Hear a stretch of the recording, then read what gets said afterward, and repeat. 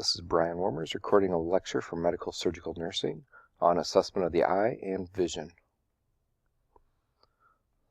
So refraction is what we look at and how that is bending rays from the outside world into our eyes. We can have errors of refraction, and those can be either hyperopia or farsightedness, in which that image falls behind the retina and the near vision is poor. Otherwise we can get myopia, and that is nearsightedness, where the image are focused in front of the retina and distance vision is poor. We could also get something called astigmatism, and that's when that surface is uneven and it affects the way that we view. So you can see here, this is ideal when it gets focused right on the back of the retina. And you can see this is hyperopia when it falls far behind, or myopia when it falls in front. So pupillary constriction is controlling the amount of light that enters into that eye. So we can talk about miosis, which is constriction, or mydriasis, which is pupillary dilatation.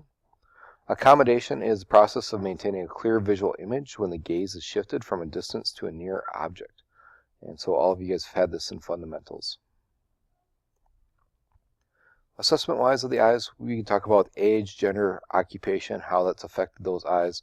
We can talk about systemic medical problems such as diabetes. We can talk about any drugs that they're currently on. We can talk about nutritional history, especially if they're talking about like vitamin A deficiencies.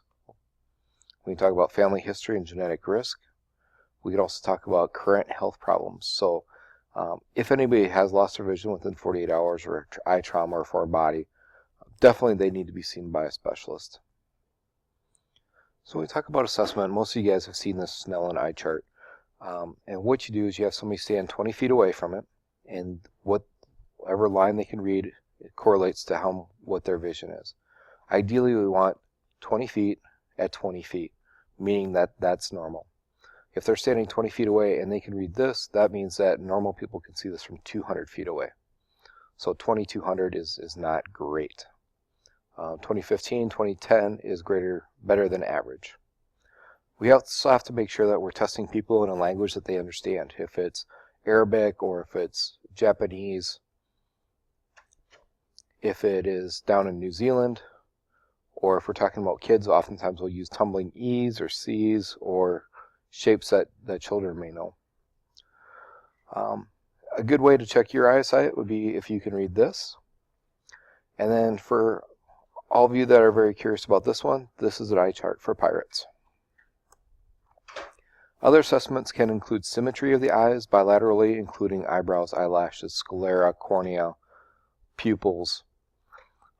We can do near vision pocket screening on the iPhone, and that's kind of a great technology that we're emerging and using as I've seen lots of missionaries do that. We'd also do field acuity, so visual acuity, and doing that confrontation test that you guys learned about. Other things to look for would be color, and so hopefully you guys can see the differences in this. If you cannot, then please go see an ophthalmologist. But we're trying to look for color blindness in these.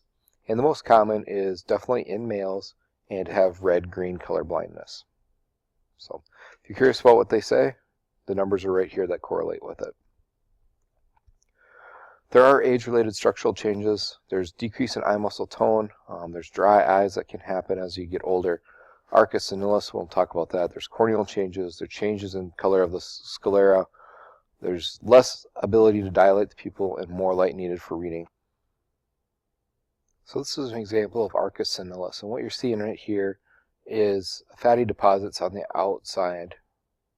You can see that all the way around, and that's a change commonly with aging, and it really doesn't affect their vision.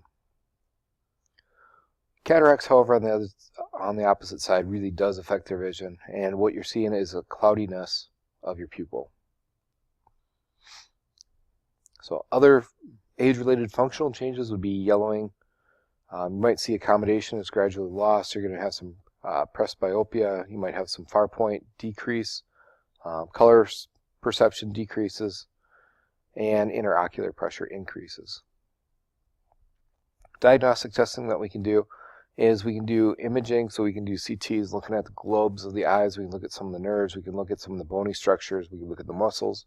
We can do slit lamp examinations with a light, and basically that magnifies that anterior eye structure.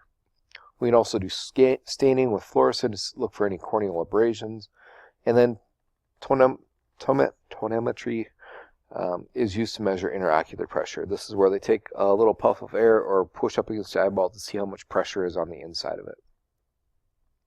And this is that tonometry. You can also use an ophthalmoscope to look at the back of the eyes, looking at the fundal disc and the retina. So other diagnostics, fluorescent angiography, so we're injecting a dye to look and see where they've got good perfusion or if they do not have good perfusion. And electroretinography, looking at the retina's response to light. This concludes this lecture. If you have any questions, please talk to your instructor.